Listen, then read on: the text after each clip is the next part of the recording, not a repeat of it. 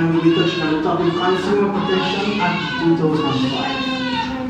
Mr. Brown, is everything okay? Yes, sir. It's just that the baby is a little bit fussy. I'm sorry. What happened again? Okay, are you sure? Yes, Alright. sir. As I was saying earlier today, we'll be touching on the Act of 2005. The Anti-Law Act of 2005 states that establishing commission and legislation from which the commission derives its authority to carry out its mandate.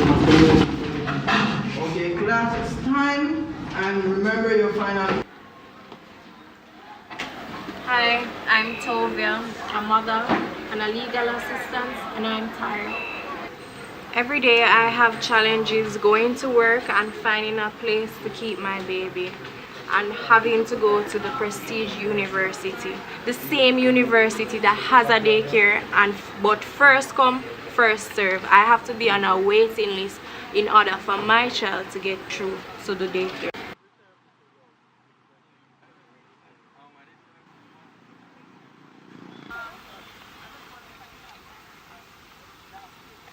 Hello, on-time taxi service. Can I have a cab for the Prestige University going to Red Hills, please? What's the stamp? Okay, thank you.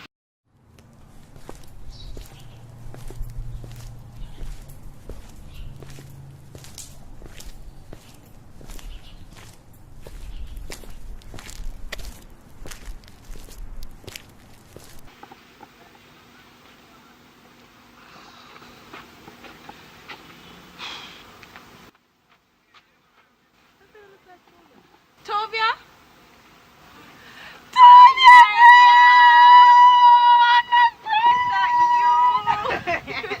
Oh, go on a long time in the see No. you. Alright? Yeah, how the baby? She good. She's like such a big girl. Oh my god, it's so much work. But no, she alright. But then you have a baby? Yeah, I have a baby now. But you know the struggles It's a girl? It's a girl. Her Yeah. name is Diane. Nice. But you know the struggles with school and work and all of that. Girl. Kind of hectic on the baby. And I'm having trouble with the daycare also because I'm on a waiting list right now. They don't have no space to keep my baby. So I'm kind of stressed out. Listen, the day I left Prestige, me start to feel like a human being. Oh Not my the God. first day. Girl, I Like can't wait glad for that me day. not have no test, me not have no assignment, me not have no, like it is so hard to be a student, be a mother, and just be a person. Like a three different something that you know want. You And know look what at I'm you, saying? you're So, blooming. girl, cause me done with Prestige. My stomach can't wait for left. So how much more time you have? This is actually my last semester. Yeah, no, it gets bad. It gets bad at the last. And so, but you know what? Just stick it out. And you know, if me can help, me'll help. Right? Because no, me just have to really, it's really just getting the business start. You know, just getting the business done, and that's my main focus. So I probably have more. Well, not probably. I do have more time than you do. And so if you need my help. Alright, yeah, I'll call Yeah, you. on WhatsApp? Yeah, I'm on WhatsApp. Alright, I'm no sorry, problem. I'm getting a little bit fussy too. Yeah, she's And the so taxi cute. is on the way. Alright, no problem. Alright, here, enjoy the day. Bye. Yeah, man. Cool. I can understand what Tovia is going through. I remember when, just the other day, that was me. Like, I have to do assignment, take care of baby, clean house, figure out where she go. It drove me crazy. Like, literally. Like, I think women, especially mothers, are super women.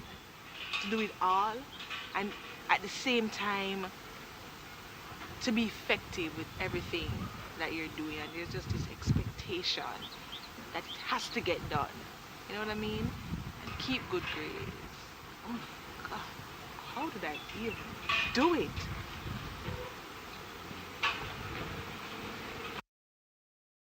Every young college mother can identify with Tovia's and Nardia's story. A story of sleepless nights, trying to put a young child to sleep whilst trying to find the time to study for the final exams. Latanya Bennett and Nardia Ashburn know this story very well. Two mothers, Latanya, currently a third-year student, and Nardia, a recent college graduate now in the world of work. They tell their story. My name is Latanya Bennett and I'm a mom of a 10-month-old baby girl. I'm also a full-time student as well as a full-time mom. The daily life of Latanya Bennett, well, it starts at about 4:30 a.m. It starts by me getting her ready for daycare and getting myself ready for school. Well, to get her ready, it normally starts by getting her something to eat, packing her lunch kit, then giving her a bath. My most challenging moments as a college mom would be not being able to study in the nights. Like my baby, she's a night bug, right? She does not sleep in the night. Being at school for the entire day and going home in the evening, then that's the time I would get to do my schoolwork, assignments to do, deadlines to be met, and my daughter, she just does not sleep at night. If I should recall some of the most challenging moments being a mother while in college, I remember in my final year, most of the times you would have clashes with classes, and that's one of the biggest challenges when you're told that you can't do a certain module because enough persons are not doing it, or it's clashing with something else. And then because I know I can't do the late classes because I have to go home to a child, I have to relieve a babysitter. So that was one of the biggest challenge for me as well. And I remember when I had to work on especially group work, oh my god. Sometimes I had to carry my child with me when it's evening because you have some students, they can't meet in the mornings, and not because I have other responsibilities I'm going to force you. So I try to work, I try to adjust and compromise with all of those. How do I get the perfect balance of being a student and a full-time mom? Well, I wouldn't say there is a perfect balance, but two factors that helps a lot is the support system I get from her grandparents and the support system I get from my classmates. I could not do this without them. In cases where I have late classes, her grandparents will pick her up from the daycare for me. They will feed her and put her to bed until I get home. In cases where I am unable to make it to class, my classmates take the notes for me, they'll send the notes to me, and that is how I manage to it's not perfect, but it's a balance that I can work with as a student and a mom. If I should take it back to those days when I had to find balance between school, work, and being a mother all at once, then of course I always have a list where my assignments are concerned. Let me start out with that. At the start of each semester, I would have the assignments and how they come in, meaning their due dates, and I will rule out along as I rule out. And what I do is to start at least 3 to 5 assignments, do them up to halfway, then closer to the time I complete. As it relates to my child, every day I leave a list of stuff that the babysitters are supposed to do, and then that way I don't have to be distracted by calling them every second to say, you remember this, you remember that. No. So when I leave home, it's all set. They only call me to say, hey, and we're fine, and so on. I make sure that my home is in good standing. As it relates to work, like I said, when I was going to work, I had to ensure that first I had to be strong, because I needed that strength to be able to take on school, then go to work, get that, not even rest, because I didn't used to get any rest, and then being a mother, it was actually weighing me down. It's like, you have this thing in your head just going and going and going and going, and I said to myself, no, I can't do this. So at that point, of course I went off balance because I had to give up work. I had to give up my bird, my salary, my job, because university, baby, and work just wasn't working out for me. So the truth is, to get the perfect balance will not be easy. Recommendations for college moms are to never give up. That's my first thing. It's not gonna be easy, but we'll make it. Second recommendation is to form groups, form support groups with other moms. It is much easier when you have someone as a backbone or someone there to listen. You know, even to find someone to listen to you, then it really helps. Form WhatsApp groups, Facebook. What about, I would say, even to get a date, like a mommy and me date, and you know, other moms meet up, chill with your children and talk about like what's happening and just hearing someone else's perspective on motherhood.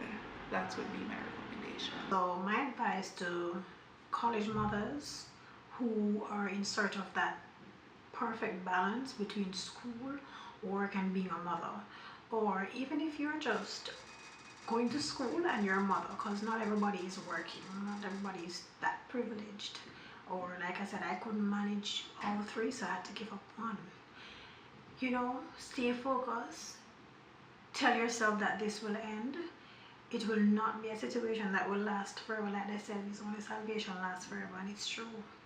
I can look back and let me tell you, that sigh of relief when I walked across that stage, when I heard my name, I'm like, glory be to God. It has happened. I am here. I have completed it. I learned how to, you know, stay above the fray then.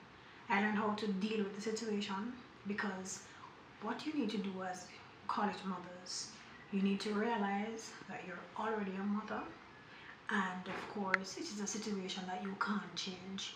You can't just get up one morning and say, I'm no longer a mother. You are a mother, and it will stay with you forever.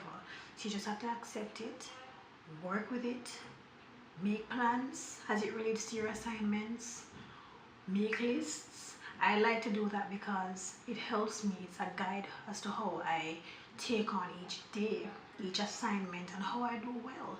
Because sometimes when you have all of that, you know, confusion going on between home, student life, and motherhood, it can be confusing. So you have to do your individual plan. You have to plan. You come up with plans, quarterly plans, monthly plans, or weekly plans. You have to tell yourself that each semester, my goal is to reach the end by passing all my exams, handing in all assignments on time, and so on. And of course, exceptions can be made, because I remember when I had to sit several times in the staff room and did like an in-class test because of a situation concerning being a mother, why I couldn't sit in the exam with everybody else. And communicate with your lecturers, speak to them, let them know what's going on, because they won't know. And this can help. Have respect for your lecturers, let them know what's going on.